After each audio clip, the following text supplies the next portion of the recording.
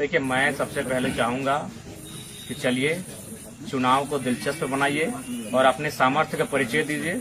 AJSU BJP से अलग होकर चुनाव लड़े, जेएमएम कांग्रेस से अलग होकर चुनाव लड़े, और जेएमएम अलग लड़े, कांग्रेस अलग लड़े, आरजेडी अलग लड़े, सीपीआई अलग लड़े, और इधर जेडीयू अलग लड़े, बीजेपी अलग लड़े, आजसू अलग लड़े। यानी 7 पार्टी, जयराम महतो की पार्टी 8वें नंबर की। चलिए 8 पार्टी मैदान में, देखते हैं किसमें कितना कुव्वत है।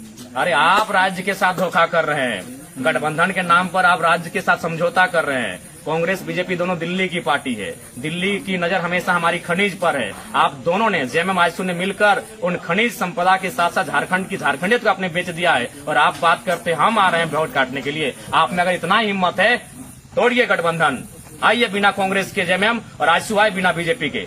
रणभूमि में इस चुनौती को जयराम महतो स्वीकार करता है। आप अपने लालच के कारण अपने महत्वाकांक्षा की पूर्ति के लिए गठबंधन किए हैं, ठगबंधन किए हैं, और कभी कभी समय ऐसा आता है कि बीजेपी और जेएमएम सरकार बना लेती है। और कितना लोगों को बेवकूफ बनाइएगा? अगर इतना ही सामर्थ्य है, आइए और चुनौती को स्वीकार कीजिए, गठबंधन तोड़ के आइए, फिर देखते हैं कौन वोट कटवा। किसी देश की बात हो या राज्य की बात हो, उस राज्य उस देश की रीढ़ युवा शक्ति होती है।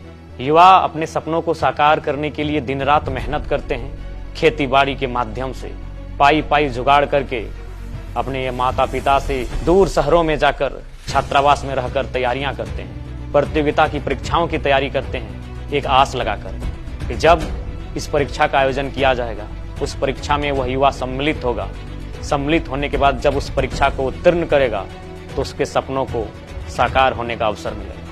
लेकिन केंद्र सरकार की बात करें या राज्य सरकारों की बात करें, आज परीक्षा में जो पेपर लीक का मामला प्रकाश में आता है, इन विषयों पर वे हमेशा नाकामयाब रहे। इससे स्पष्ट संदेश होता है कि राज्य सरकार और केंद्र सरकार के ही संरक्षण में कुछ न कुछ ऐसे लोग हैं जो आज देश में, राज्य में शिक्षा माफिया को बढ़ावा दे रहे हैं। यदि हमारी सरकार आती है, इस बात के लिए तमाम छात्र छात्राओं को आश्वस्त किया जाता है कि जो लोग परीक्षाओं की गड़बड़ी में दोषी पाए जाएंगे, उन्हें सख्ती के साथ कार्रवाई की जाएगी।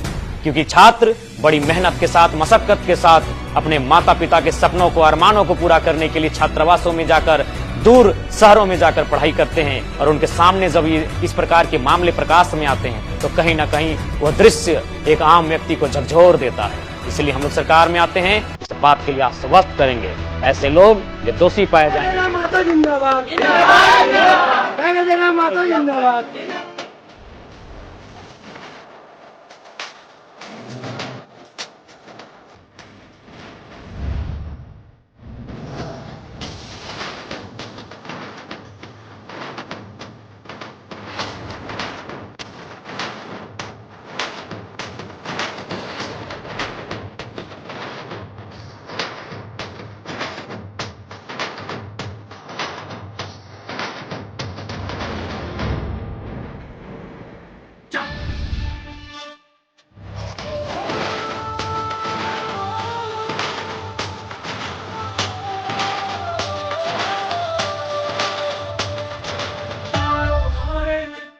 20 नवंबर 2024 को डुमरी विधानसभा से जेएलकेएम प्रत्याशी जयराम कुमार महतो को कैंची छाप के ईवीएम मशीन के क्रमांक संख्या 4 का बटन दबाकर भारी मतों से विजयी बनाएं।